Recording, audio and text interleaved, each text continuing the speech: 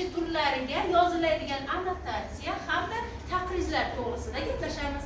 Annotatsiya va taqrizlar umuman qanday yoziladi? Ularni rasmiylashtirish talablari, yozish talablari qanaqa? O'shalar haqida sizlarga bugungi darsimizda ma'lumot berib o'tamiz. Demak, birinchi mana mavzuyimizni ilmiy ishlarga taqriz va annotatsiya yozish hamda ularni rasmiylashtirish talablari. Demak, daftarlaringizni ochib, hammalaringiz sanani qo'yib yozib qo'ysalaringiz, shuncha o'zlaringizga yaxshi bo'ladi. Demak, mavzuni yozib olingizlar. Yozing, hammamiz yozamiz. Mavzuni yozib belgilab qo'yingizlar. Ana endi bu mavzuni sizlarga tushuntirish uchun demak bir nechta rejalarimiz bor. Birinchidan annotatsiya haqida umumiy tushuncha, annotatsiya o'zi nima, shular to'g'risida gaplashib olamiz. Keyin annotatsiyani yozish talablari, qanaqa o'ziga xos talablari bor. Uchinchidan taqriz haqida umumiy tushuncha va taqrizni yozish usullari va talablari to'g'risida gaplashsak, keyingisi fransuz tilidagi aynan shu taqriz va annotatsiyalar qanday yoziladi, ularni namunalarini tahlil qilishga harakat qilamiz. Oltinchidan annotatsiya va taqrizning farqli jihatlarini ko'rib chiqamiz. Demak, darsimizning asosiy maqsadi nima? O'sha talabalarga sizlarga demak annotatsiya va taqrizlarni o'tishni, taqrizlarni tushuntirishdan asosiy maqsadimiz birinchi navbatda ilmiy matn bilan ishlash ko'nikmalaringizni rivojlantirish. Qanaqa shu ilmiy matnlar bilan ishlash borasida sizlardagi shakllangan hozirgacha dars davomida qanchadir ilmiy ko'nikma sizlarda shakllandi. Ilmiy ish turlarini bilasizlar, ularga qanday adabiyotlarni rasmiylashtirish. Umuman endi darsimiz tugallanyapti. Sizlar ilmiy ish haqida to'liq ma'lumotga ega bo'lyapsizlar. Ana o'sha tayyor bo'lgan ilmiy ishga qanday qilib annotatsiya hamda taqriz yozish ko'nikmalarini shakllantirish bugungi darsimizning asosiy maqsadi. Keyin annotatsiya va taqrizning farqli jihatlarini siz ajrata bilishingiz kerak.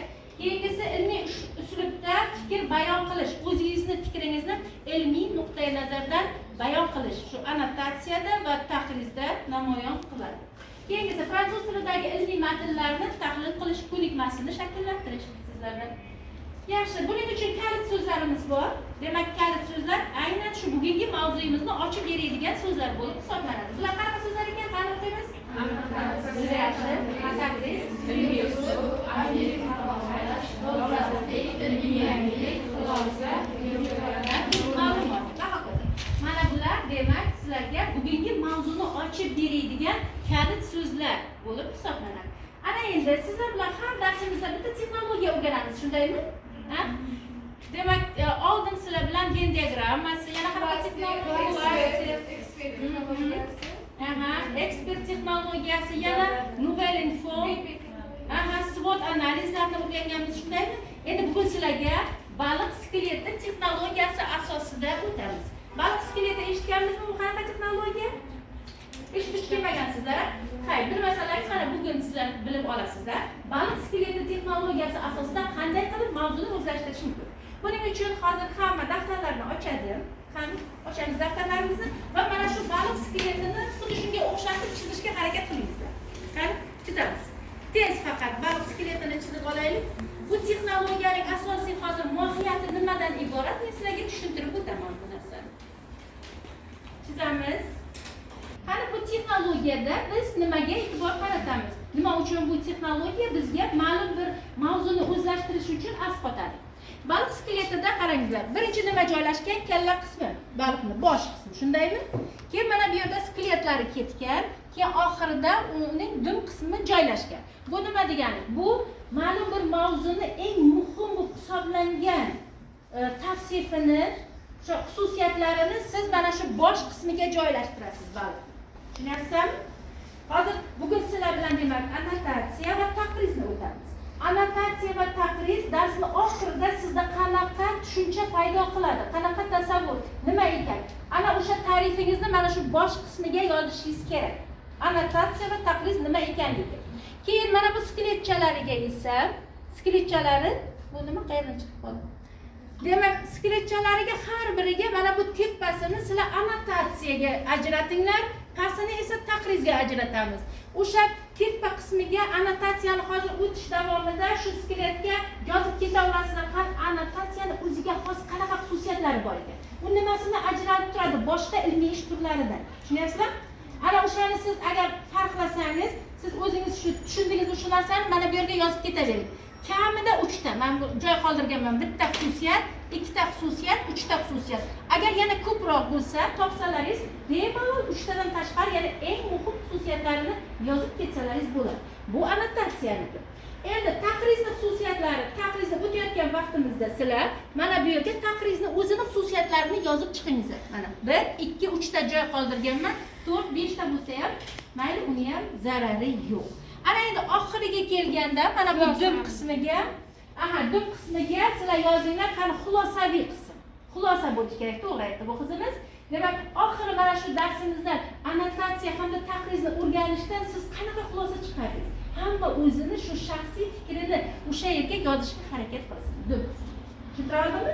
Birinchi punktimiz rejamizning asosiy nimasi annotatsiya haqida umumiy tushuncha. Annotatsiya o'zi nima? Annotatsiya demak ilmiy ish, maqola, kitob yoki ma'lum bir ilmiy tadqiqot ishlariga yoziladigan qisqacha bayon.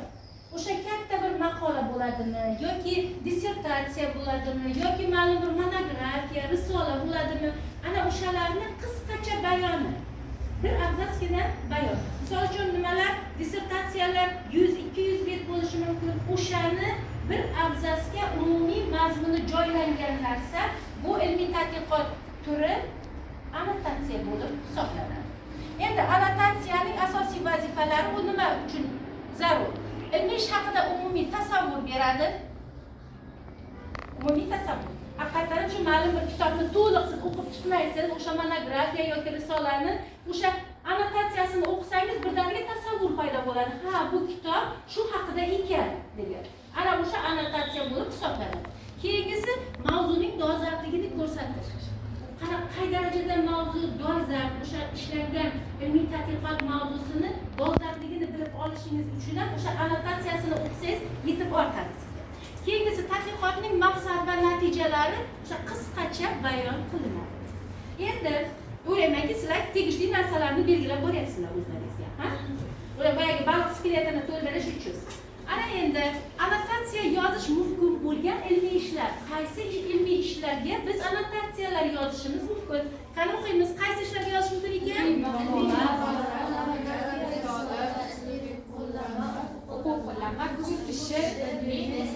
Dissertatsiyalar. Mana shularga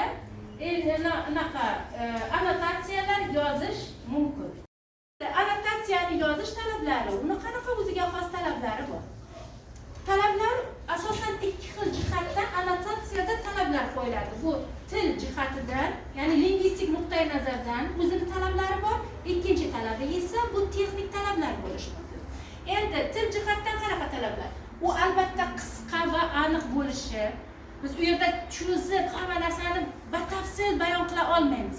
Qisqa, lo'nda tushunarli bo'lishi kerak fikrlarimiz. Mana shuni aytmoqchi. Bu til nuqtai nazardan eng birinchi asosiy xususiyat bo'lib hisoblanadi. Ikkinchisi badiiy ifodalardan qochish.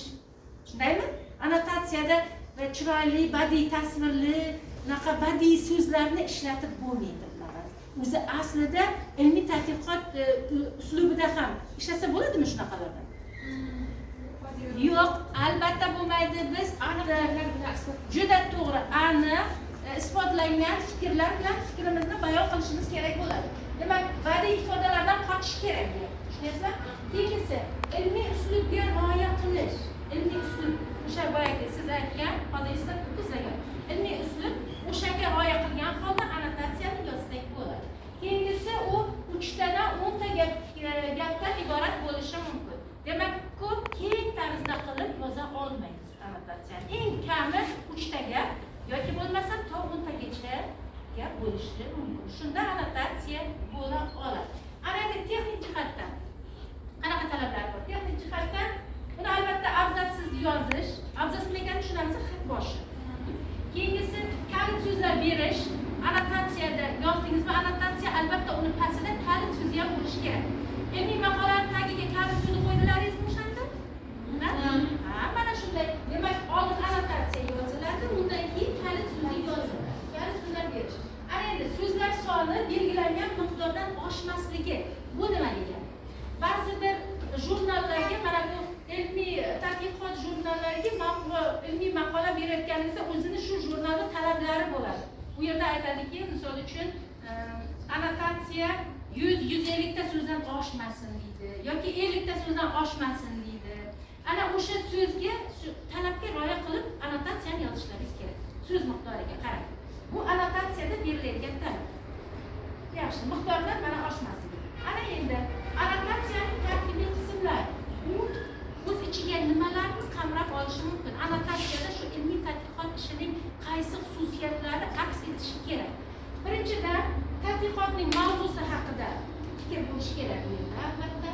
Keyingisi maqsadi, tadqiqotning maqsadi nimadan iboratligi, keyingisi tadqiqotning obyekti nima bo'yicha ishlandi, tahlil materiallari nima u yerda. Ana o'sha to'g'risida keyin qo'llanilgan metodlar. Qaysi metodlardan? Misol uchun tasviriy metoddan foydalanganmi yoki qiyosiy metoddan foydalanganmi shu ilmiy tadqiqot ishini olib borishda, yoki bo'lmasam yana qanaqa ilmiy tadqiqot unaqalarni bilasizlar, metodlarini? Stilistik, semantik, grammatik tahlil metodlarini, struktur tahlil metodlarini, hozirgi zamonaviy metodlar bor tahlil qilish, diskursiv tahlil metodlari bo'lishi mumkin. Ana shunday metodlardan qaysi biridan foydalanganligi to'g'risida ma'lumotlar albatta kiritilgan bo'lishi kerak. Keyin asosiy natijalar, qanaqa natijalarga erishildi va xulosa qismi bo'lishi kerak. Endi sizlar aytishlaringiz mumkin. O'zi 3 ta gap bo'lsa, eng minimali shuncha narsani berish mumkinmi? Mana shu berilgan tarkibiy qismlar deyapti-ku, hammasi ham har doim ham ishtirok etmasligi mumkin. Tushunasizlarmi? Faqat eng muhimlari qaysi? Tadqiqot mavzusi, tadqiqot obyekti va undan olingan asosiy natijalarni ko'rsatish bilan ham chegaralanish mumkin. Bu degani mana shu yerda berilgan 6 ta shu tarkibiy qismlarning hammasi har doim ham annotatsiyada ishtirok etishi shart degan gap emas. Endi ba'zi bir annotatsiyalar, katta annotatsiyalar bo'ladi, ularda lekin mana shu tartibga rioya qilishga to'g'ri keladi. Ana endi mana bu yerda hozir nimadir bor, diqqat deyapti. Mana annotatsiya tarkibiy qismlarining hammasi ham har doim shu birdek ishlatilmaydi. Biz o'zimizga keraklarini tanlab olishimiz mumkin bo'ladi. Ana endi annotatsiya shakli jihatdan ikki xil bo'lishi mumkin. Qanaqa annotatsiya? Hozir sodda va murakkab annotatsiya turlariga bo'linadi. Sodda annotatsiya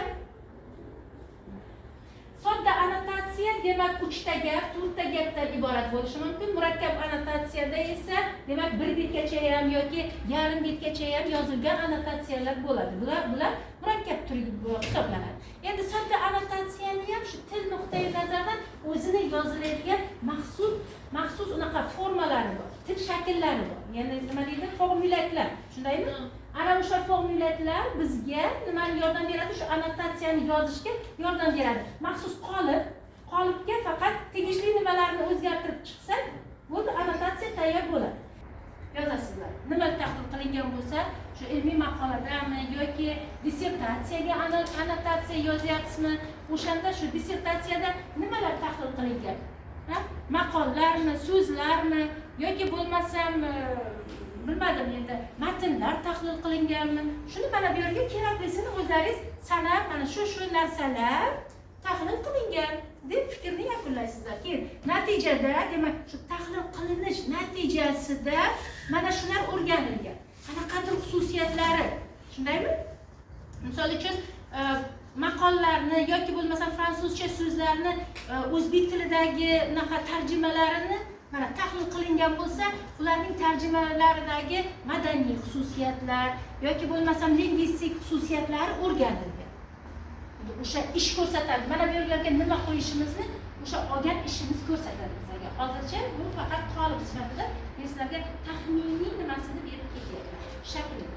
Keyingisi undalar aniqlangan. Nimalar aniqlangan? Demak shu maqoladan kelib chiqib nimalar aniqlangan? Shu yerga yozasizlar. Shular aniqlangan. Buni shu bilan annotatsiya mana o'sha ishning ilmiy tadqiqot ishining qisqacha bayoni annotatsiyasi shakllangan hisoblanadi. Endi keyingisi murakkab annotatsiya. Murakkab annotatsiyada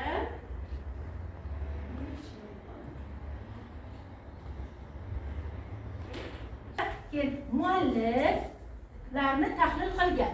Shuningdek, tadqiqotda nimalar ham taqdirga tortilgan. Demak, u nafaqat o'sha mana bu yerda aytilgan tahlil turi, boshqa tahlil turlari ham inobatga olingan degan tushunchalarni ham yana kengroq tarzda kiritish uchun shuningdek kiritmasini kiritib yana kengroq qilib batafsil namoyon qilsak bo'ladi. Unda demak, ularga alohida e'tibor qaratilgan. Nimalarga e'tibor qaratilgan bo'lsa, o'shalarni yozamiz. Keyingisi, natijalar shuni ko'rsatadiki, shunday bo'lishi mumkin. Endi u o'sha ilmiy tadqiqot ishining albatta xulosasi va kelib chiqqan natijalarni mana shu yerga yozsak bo'ladi. Tadqiqot natijalaridan foydalanish tavsiya etiladi. Tadqiqot natijasida olingan shu tavsiyalarni nimalarga beryapti? Demak, ma'lum bir sohalarga, lingvistika sohasidami yoki til o'qitish, xorijiy tillarni o'qitish sohasidami yoki leksikologiya sohasidami, endi o'sha qilingan ishni doirasidan kelib chiqib mana bu yerga o'shalarda foydalanish tavsiya etiladi deb buni to'ldirib qo'ysalaringiz bo'ladi. Mana bu demak qaysi annotatsiyani shakli ekan? Murakkab annotatsiyaning shakli bo'lib hisoblanadi. Endi annotatsiya namunalari. Mana bu yerda sizlarga mana ba'zi bir annotatsiya namunalarini keltirib o'tamiz. Bu monografiyaga berilgan annotatsiya. Monografiyaning nomi nima ekan?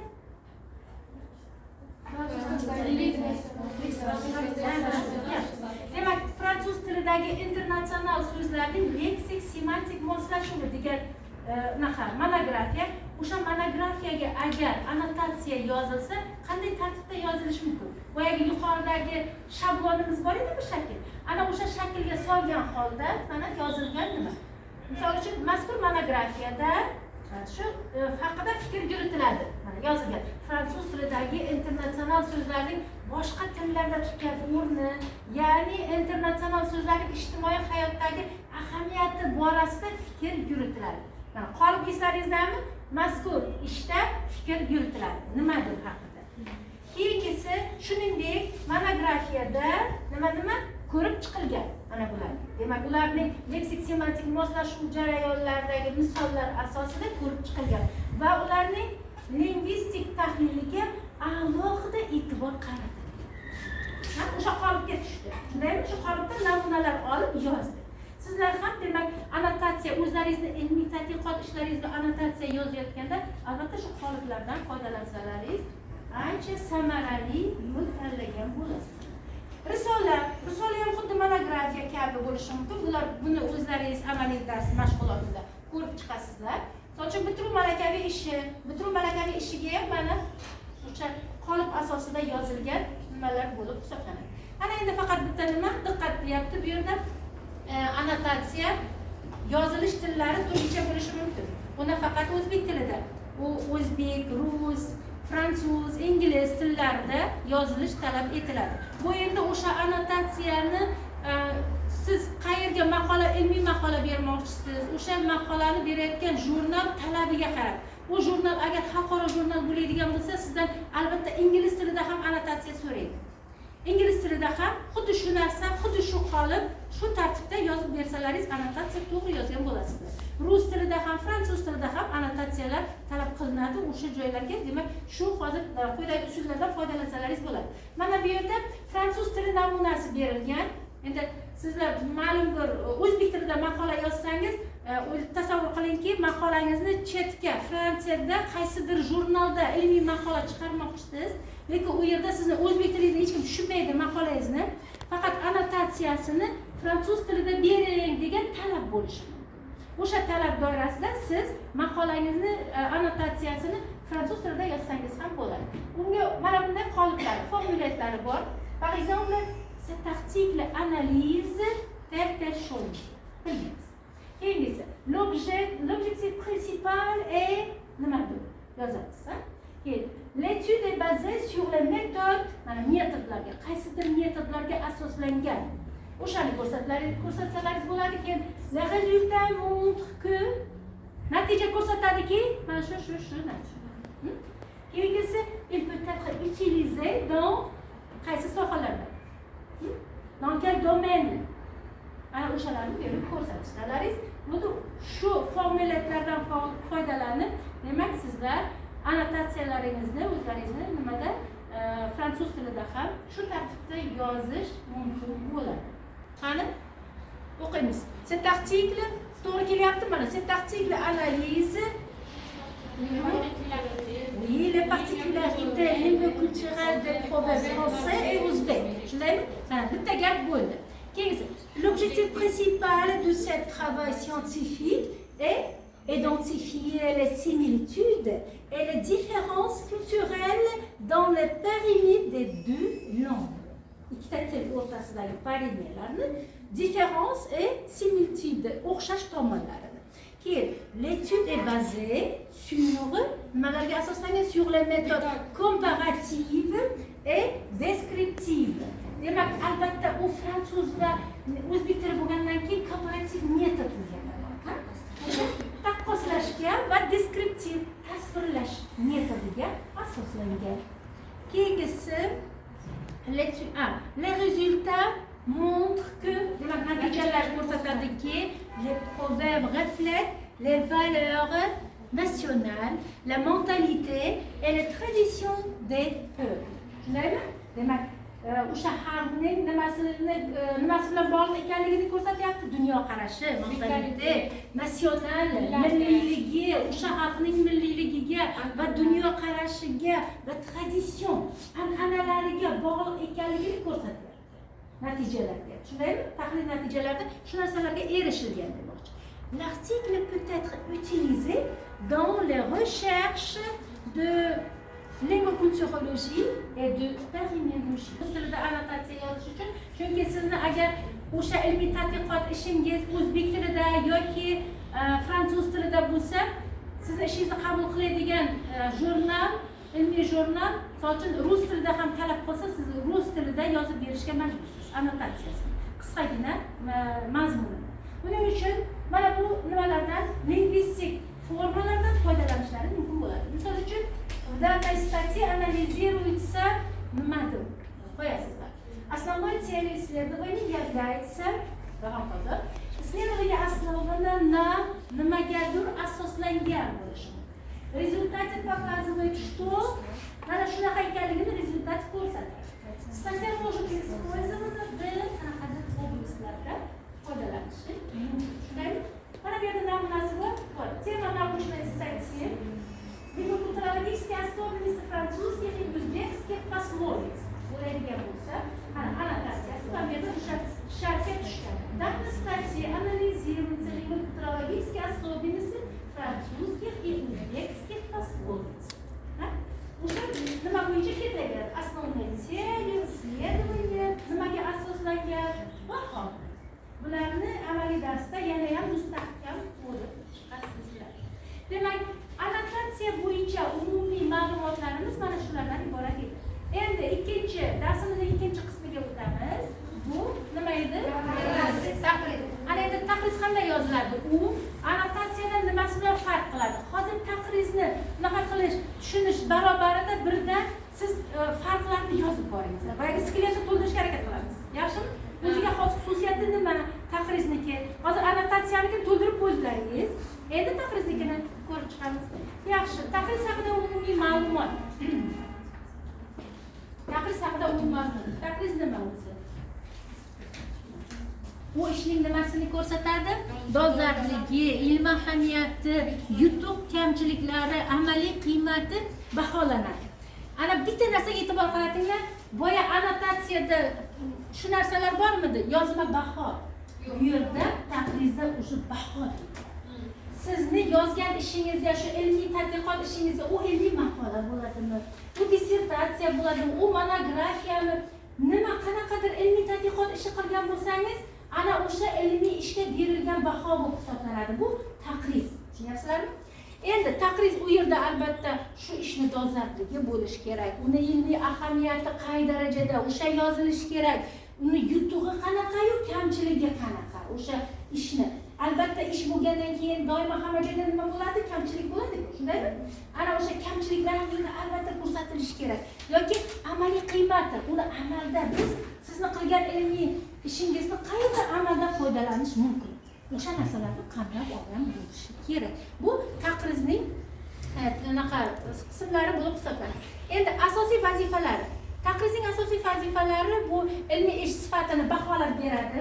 Bu ilmiy ish qay darajada yozilgan, o'shani bahosini berishga shu taqriz yordam beradi. Keyin muallifning ilmiy salohiyatini aniqlashga shu taqriz yordam beradi. Qani muallif shu tadqiqotni amalga oshirgan muallifning ilmiy salohiyati qay darajada? O'shani baholashga yordam beradigan bu taqriz. Ishning kuchli va zaif tomonlarini ko'rsatish. Kuchli degani bu ijobiy tomonlari, zaif tomonlari degani salbiy tomonlari. Endi qanaydir bir narsalarning kamchiligi bo'lishi mumkin, o'sha ilmiy tadqiqot ishini siz ko'rmagan narsalarni, misol uchun shu yerda shu ilmiy tadqiqot ishida nimalardir e'tibordan chetda qolgan bo'lishi mumkin. O'sha narsalarni ham albatta shu zaif tomon sifatida ko'rsatilishi talab etiladi. Endi taqriz yozilishi mumkin bo'lgan ishlar bular yana xuddi boyagidek, nima ilmiy maqolaga ham taqriz yoziladi, monografiyaga, risola, uslubiy qo'llanma va hokazo hamma shu ilmiy tadqiqot ishi turlariga taqriz yozish mumkin, talab qilinadi. Keyingisi diqqatli bitta qoida aytilyapti bu yerda. Taqriz muallif tomonidan yoziladi, boshqa odam tomonidan yoziladi. Nima uchun? Qarab toplaylik, nima uchun boshqa odam tomonidan yoziladi? Unga baho beradi. To'g'ri, chunki boya yuqorida aytildi, ilmiy tadqiqot ishingizga u baho degani taqriz. Bahoni siz o'zingizga o'zingiz qo'ya olasiz. Shundaymi? Shuning uchun taqriz boshqa mutaxassis tomonidan yozilishi kerak. U qanaqa tarkibiy qismlardan iborat bo'lishi kerak? Taqriz yozganimizda mana bunday 3 ta qismni o'z ichiga oladi. Birinchi navbatda demak kirish qismi bo'lishi kerak, asosiy qism bo'lishi kerak va xulosa qismi bo'lishi kerak. Kirish qismida nima? Demak, bu yerda ishning nomi, albatta mavzusi ko'rsatiladi, muallif haqida ozgina ma'lumot, ism familiya. Endi ma'lumot degani juda chuqur ma'lumot emas, muallif haqida ism familiyasi, qayerda tadqiqotchisimi, qayerda talabasimi, shu haqida ma'lumot, ozgina ma'lumot bo'lishi kerak. Taqrizda keyingisi mavzuning dolzarbligi. Dolzarbmi? O'sha ilmiy tadqiqot ishining mavzusi qay darajada dolzarb? O'sha narsalar bu kirish qismida albatta bo'lishi kerak. Keyingisi asosiy qism, unda qanaqa ilmiy yangilik ko'tarib chiqilgan. Shu narsani yozishimiz kerak bo'ladi. Keyin metodologiyasi, ya'ni o'sha tadqiqot ishining ilmiy tadqiqot metodlari, qanaqa lingvistik metodlardan foydalangan. O'sha tadqiqotchi, shundaymi? O'sha demak ko'rsatiladi. Tahlil sifati, tahlil qilish sifati qay darajada? To'liq nihoyasiga yetganmi yoki qayerlardadir chala qolganmi tahlil? Shundaymi? O'sha keyin yutuq va kamchiliklar. Yutug'i nimada? O'sha ilmiy tadqiqot ishining foydali tomonlari, ya'ni ijobiy xususiyatlari nimada? Ularni alohida sanab, keyin shu bilan birga ish bo'lgandan keyin albatta kamchilik ham bo'ladi. Albatta kamchiliklarni ham ko'rsatish kerak. Bu taqriz hisoblanadi. Keyingisi xulosada esa umumiy baho. Ana endi o'sha ishga umumiy baho nima deb baho berish mumkin? Ijobiymi? Ish tugallangan deb hisoblaysizmi yoki yo'q, ishni men tugallangan deb hisoblamayman, mana bu yerda chala joyi qolgan deb berish ham mumkin. Bu taqrizchini o'zini nimasiga ko'rib chiqib, ishdan kelib chiqqan holda nanaqa chiqaradigan xulosasiga bog'liq. Va tavsiya nima degani? Tavsiya degani nimagadir shu taqriz yoziladi, tavsiya qilish uchun. Misol uchun o'sha siz yozgan maqolani jurnalda chop etishga tavsiya qilsa bo'ladimi? Arziydimi, arzimaydimi? Yoki siz yozgan dissertatsiya himoya qilishga qo'ysa bo'ladimi yoki arziydimi, arzimaydimi? Ana o'sha tavsiya deyiladi. Shu so'raladigan joyga tavsiya qilish, mana shu oxirida shu bilan yakunlanishi kerak.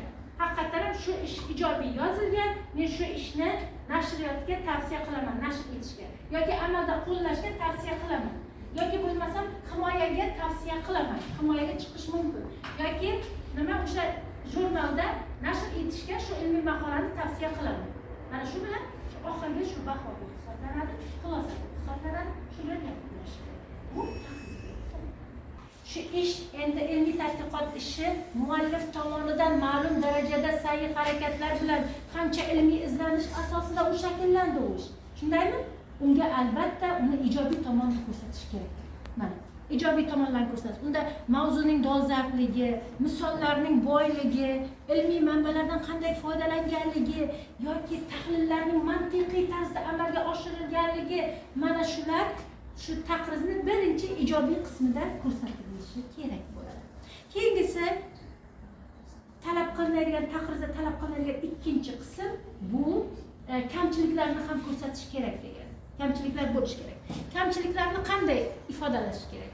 Endi yumshoqroq qilib, juda ham keskin tarzda yozish kerak emas taqrizchi. Ozgina yumshoqroq tarzda ifodalash kerak. Buning uchun ayrim o'rinlarda mana bunday narsalar esdan chiqqan, ha? Ayrim o'rinlarda bunday imloviy yoki texnik xatolar uchraydi işte. Yoki ayrim o'rinlarda so'zlar ortografik jihatdan fransuz tilida so'zlar noto'g'ri yozilgan. Ayrim o'rinlarda mana bunaqa bo'lgan. Endi nima qanaqa kamchilik topilsa, tushunarlimi? Ana o'shani yumshoqroq tarzda ifodalash kerak. Bu talablardan biri taqrizni. Keyingisi tahlilni yanada boyitish mumkin edi. O'zingizni taklifingizni bersangiz bo'ladi. Nada taqrizda. Misol uchun o'sha ilmiy tadqiqot ishida olib borilgan tahlil yana siz uni boyitish uchun qanaqa tahlil turlarini siz tavsiya qila olasiz. O'zingizni tavsiyangizni, taklifingizni bemalol mana bu tarzda bersangiz bo'ladi. Shu narsalar bilan tahlilni yanada boyitish mumkin edi. Bu degani u juda ham xato qilgan degani emas. Uni qilgan tahlili ham yaxshi, lekin uni yanada boyitish uchun mana bundan ham foydalanish kerak edi. Bu lekin minus hisoblanmaydi. Keyingisi, ba'zi misollar yetarli darajada izohlanmagan. Ba'zi misollar yumshatib aytilgan. Ko'ryapsizlarmi? Yetarli darajada izohlanmagan. Mana shunga o'xshash yumshoq tarzda kamchiliklarni ifodalash varianti ham bo'lishi kerak. Shundaymi? Yaxshi. Ana endi quyida deyapti, taqrizda ishlatilishi mumkin bo'lgan taxminiy iboralar bor. Nima yurmaydi? Taxmin 3 tadan 10 tagacha so'zlikman. Gap ishtirok etsa, bu annotatsiya bo'lib hisoblanadi. Lekin taqriz u 1 bitdan to 10 bitgacha bo'lishi mumkin. Ishni siz taqriz qilayotgan ishni hajmiga qarab. Misol uchun ilmiy maqolalar uchun 1 bit, 1,5 bit taqriz ham yetib ortadi. Bitta maqola bo'lsa 3 bitdan to 10 bitgacha bo'lishi mumkin. Ularga 1 bit taqriz yozsalaringiz ham bo'ladi. Yoki bo'lmasa mana kurs ishiga yoki bitiruv malakaviy ishi bo'lishi mumkin, yoki magistrlik dissertatsiyasi bo'lishi mumkin. Ana o'shalarga nisbatan ularga biroz PhD dissertatsiyalari ularga 5 bitdan to 10 bitgacha, 7 bitgacha taqriz yozish talab etiladi. Chunki ularning hajmi katta. Bu yerda ancha ko'p ilmiy izlanishlar olib borilgan. Ular to'g'risida ularni ham ijobiy tomonini yoritishingiz kerak, ham kamchiligini ko'rsatishingiz kerak. Shundaymi? Ham o'zingizga keyin fikringizni, tavsiyalaringizni berishingiz kerak. Shuning uchun ozgina nimasi hajmi ko'proq bo'ladi taqrizda. Endi buning uchun qanaqa boyagidek maxsus qoliplar, maxsus lingvistik shakllardan o'sha taqrizda foydalansak bo'ladi. Masalan, ushbu bitiruv tasavvur qilaylik, bitiruv malakaviy ishi. Siz mana 4-kursga borganlaringizda bitiruv malakaviy ishi yozasizlar. Ana o'sha bitiruv malakaviy ishini yozishda siz ishingizni tayyor bo'lgandan keyin taqrizchiga olib borasizlar. Bu ichki taqrizchi va tashqi taqrizchi bo'lishi mumkin. Ana o'sha taqrizchilarga olib borganingizda taqrizchilar sizlarga o'zlarining taqrizini beradi. Taqrizni yozishda esa mana bunday o'ziga xos lingvistik shakllardan foydalanish mumkin. Ushbu bitiruv malakaviy ishi mavzusini o'rganishga bag'ishlangan. Yozasizlar, nimaga o'rganishga bo'lsa. Bitiruv malakaviy ishi demak nimalarnidir tahlil qilishga asoslangan. Muallif demak shu narsalarni maqsad qilib qo'ygan, nima qilishni maqsad qilib qo'ygan ishni o'zidan kavlab o'zlari olasizlar. Muallifning maqsadi. Keyingisini u oldiga qo'ygan naqaga maqsadga vazifalarni amalga oshirish maqsadida nimalardandir unumli foydalangan.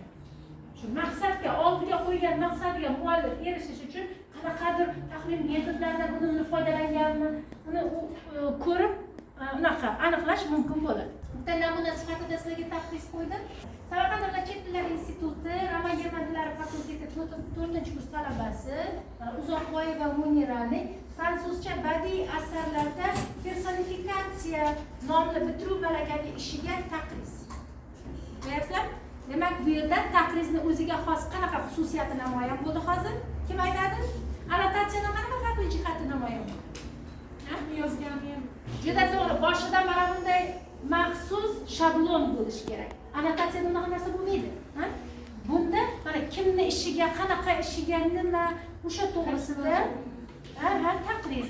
Ana endi ichini buni o'qib o'zlaringiz mustaqil ish sifatida uyda qarab chiqasizlar, ichini qarab, qanday unaqa boyagi shablonlardan foydalangan tarzda yozilgan, o'shalarga e'tibor qaratasizlar. Amaliy mashg'ulot vaqtida buni chuqur o'rganishga harakat qilamiz. Va oxirida keyin taqrizchi kimligi mana bunday yoziladi. Yaxshi. Ana endi taqriz uchun foydali fransuzcha iboralar. Qanaqa agar fransuz tilida nima taqriz yozish kerak bo'lsa, uni o'zini qanaqa iboralari bor. Fransuzcha iboralar mana berilgan, o'zbekcha ma'nolari ham berilgan. Demak, le sujet est actuel. Davom ettirasizlar.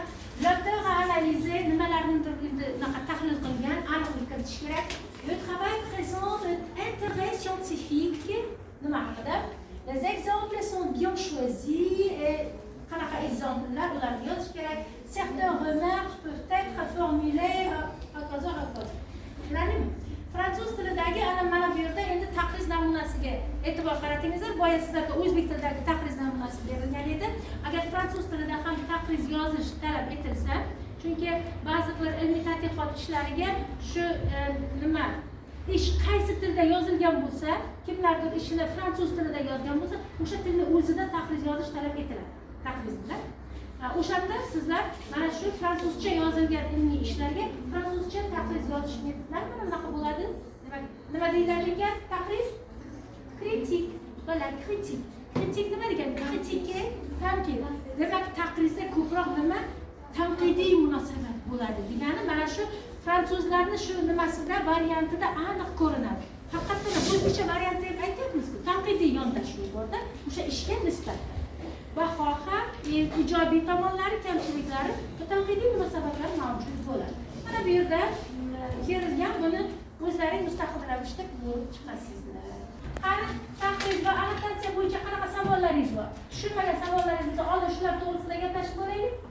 Qanaqa savollar bor? Hammasi tushunarlimi? Odatda o'zi qachon umuman savol berilmaydi? Bilasizlarmi? Ikki xil holatda savol beriladi. Hammasi haqiqatan 100% tushunarli bo'lsa savol berilmaydi. Ikkinchi holati esa hech narsa tushunmasa savol beriladi. Shundaymi? Sizlar ishonamanki, birinchi holat, ikkinchi holat. Birinchi holat. Chunki ikkinchi holat bo'lishi mumkin emas. Shuncha endi tushuntirilgandan keyin qanday hech narsani tushunmasa, u umuman to'g'ri kelmaydi. Yaxshi, demak, to'g'ri tushunibsizlar deb o'ylayman annotatsiya va taqrizni. Qani endi boyagi birinchi texnologiyamiz nima edi? Baliq skeleti texnologiyasi. O'sha texnologiyaga qaytaylik. Baliq skeletini boshidan boshlaymiz. Qani kimda marhamat? Annotatsiya ilmiy ish, maqola, kitob yoki ilmiy izlanishga yoziladigan qisqacha bayon hisoblanadi. Annotatsiya. Endi yaxshi, faqat hozir annotatsiya bo'yicha. Yaxshi, o'tiring. Umumiy annotatsiya bilan taqrizni o'tdik-ku. Shuning uchun qani bitta gap bilan umumiy taqriz va annotatsiyani siz qanday tushundingiz? O'sha xususiyatni mana bu yerda bayon etaylik baliqning boshida. Chunki uni ham buni ham qamrab olish kerak-da. Ham ikkovini ham qamrab olish kerak bosh. Marhamat. Annotatsiya bu muallif tomonidan yozilsa, taqriz bu kimdir tomonidan. Biz farqqa o'tib ketdik, shundaymi? Yo'q. Qani annotatsiya va taqriz haqida kimda yana qanday boshqa fikr bor? Shunday fikr aytinglarki, shu baliqni boshiga to'g'ri kelsin. Bu degani ikkoviga ham to'g'ri kelsin. Taqriz va annotatsiya. Taqriz va annotatsiya nimadir? Bilmaymiz. Ilmiy ish jalasi, ilmiy ish haqida. Marhamat. Qani fikr bormi? Annotatsiya ham keyin taqrizdan ilmiy ish haqida bo'ladi-da. Ilmiy ishga yoziladigan bu ham ish haqidagi umumiy tasavvur. Umumiy tasavvur. Juda to'g'ri. Juda to'g'ri. Demak, umumiy tasavvur. Ilmiy, ma'lum bir ilmiy ishga yozilgan umumiy tasavvur, demak, annotatsiya va taqriz umumiy tasavvur. Taqrizga ham to'g'ri keladi. Nimaga? Annotatsiyaga to'g'ri keladi. Yaxshi, mana baliq boshi bo'ldi. Qani yana baliq boshiga yana kimni qandaydir takliflari bormi? Nimani qo'ysak? Ko'rsatilishi kerak. Yo'q, bu yerda maydalashyapmiz. Maydalashmaymiz. Endi uni bu yoqda ko'rib chiqamiz. Yaxshimi? Umumiy fikr bo'ldi, yetadi shu. Endi birinchi annotatsiyadan boshlaymiz. Annotatsiyani qanday faqat o'ziga xos xususiyatlari bor. Mana endi boshladik. Hozir dolzarblik bo'lishi kerak. Dolzarblik bo'lishi kerak annotatsiyada. Faqat pul ko'tarib. Annotatsiya qisqa va O'tir. annotatsiya qisqa va aniq bo'lishi kerak. Badiiy so'zlardan qochish kerak. Keyin uchta yoki o'nta gapgacha bo'lishi kerak. Yaxshi. Bu annotatsiyani bitta xususiyati. Yaxshi, bundan tashqari yana sakraymiz. Keyingi ikkinchi xususiyatiga kim nimani ayta oladi? Marhamat. Annotatsiya ikki xilga bo'linadi. Murakkab annotatsiya bilan ikki xil bo'lishi mumkin. Murakkab shakl va sodda shakl. Yaxshi. Yana endi uchinchi qadamga nimani? Qanaqa xususiyati bor? Annotatsiya har xil tilda yozilishi ham mumkin. Juda to'g'ri. Har xil tilda yozilishi mumkin. Annotatsiya. Yaxshi, молодец. Yana Annotatsiya muallif tomonidan yoziladi. juda to'g'ri. Annotatsiya muallif tomonidan yoziladi. Yana nimani qo'shimcha qilamiz? Annotatsiyaga ko'p gap bo'lishi kerak emas. 3 ta gapdan 10 ta gapgacha. Keyin qisqa aniq bo'lishi, badiiy ifodadan qochish kerak. Boshida mana bu ishda undan so'radi. Ilmiy uslubga rioya qilish kerak. Ilmiy uslubga albatta rioya qilish kerak. Shundaymi? Har bir annotatsiyada kalit so'zi bo'lishi kerak. Juda to'g'ri. Mana bu aytilmadi. Demak, kalit so'z annotatsiyada albatta bo'lishi kerak. Yaxshi. Annotatsiya tugadi. Yana kimdadir yana fikrlar bormi? Bu tasviriy qilish. Qanaqa tasvir? Tadqiqot mavzusi, maqsadi, Taqdir, qo'llangan O'shalar bo'lishi kerak. Hammasi yozilishi shart. Annotatsiya ikki xil bo'ladi. Aytildi, ona desa, yaxshi. Endi taqrizga o'tamiz. Qani taqrizga kim qanday o'zini xos xususiyatlarini aytadi, qo'l ko'taradi. Marhamat. Ilmiy yozma baho hisoblanadi. Juda to'g'ri. Bu ilmiy yozma baho taqriz. Yaxshi. Keyingi qanotini to'ldiramiz. muallif emas, qaysi mutaxassis tomonidan yoziladi. Mutaxassis tomonidan yoziladi. To'g'ri. Bu ham keyingi qatorni to'ldiramiz. Ishning kuchli va zaif tomonlarini ko'rsatadi. Kuchli va zaif tomonlari. Juda to'g'ri. Keyingi yana O'sha ilmiy tadqiqot ishimiz qaysi tilda bo'lsa, taqriz ham shu tilda yozilishi kerak. juda to'g'ri. Yaxshi. Marhamat. Keyin dolzarbligi amaliy qiymati o'rganiladi. Nima ekan? Dolzarbligi amaliy qiymati o'rganiladi. Yaxshi. Kirish asosiy qism yozda O'sha tarkibiy qismlari bo'lishi kerak. Yana o'ziga xos xususiyati. Baho beriladi. Ijobiy tomonlar ko'rsatiladi. Keyin kamchiliklari madaniy tarzda, madaniy tilda yoritiladi.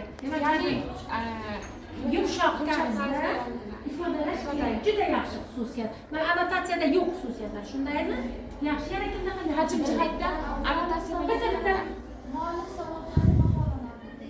Muallifning salohiyati baholanadi. Juda to'g'ri. Yana Boshida muallifni yoziladi. boshida muallif haqida ma'lumot. Annotatsiyada yo'q bunaqa narsa. Shundaymi? Taqrizda bo'lishi kerak. Juda to'g'ri. Yangilik keltirish kerak. Ilmiy yangilik. Ilmiy yangiligi bo'lishi kerak. Lekin annotatsiyada bo'ladi. Mayli, qabul qildik. Bo'ladi. Yaxshi. Yana annotatsiyalar hajmi katta bo'ladi. Hajm jihatdan 1 betdan 10 betgacha taqriz bo'lishi mumkin. Yaxshi. Yana nimalar esingizda qoldi? Shuni? Yaxshi. Demak, endi umumiy xulosa yasaylik. Buniga nimani yozamiz? Bahsga betini. Umumiy xulosa beringlar endi. Umumiy yakunlovchi fikr aytaylik. Annotatsiya va taqriz haqida. Kim o'sha taqriz ilmiy ishda nima katta joyni egallaydi. muhim ahamiyatga ega. Ilmiy ishda muhim ahamiyatga ega. Yaxshi fikr. Sizlarning shaxsiy fikrlaringizni rivojlantirishga yordam beradi bu texnologiya. Ko'ryapsizlarmi? O'sha mana shulardan kelib chiqib, yakuniy xulosa berishlaringiz kerak. Kimda yana qanday xulosa bor? Yana boshqa xulosalarni ham aytaylik. Muhim ahamiyatga ega. Juda to'g'ri. Yana kalamizni ishlatamiz. Qanaqa ahamiyati bor ekan? Bo'ldimi? Yaxshi, bo'lmasa mana hozir sizlarga annotatsiya va taqriz to'g'risida ma'lumotga ega bo'ldilaringiz. Umuman mavzu tushunarli bo'ldimi? Vazifalarni men slaydning orqasida qoldirganman. O'shalarni amaliy mashg'ulot davomida sizlar birma-bir ko'rib chiqasizlar. Yaxshimi? Savollar bormi? Yo'q. Mayli, savollar bo'lmasa darsimiz tugadi.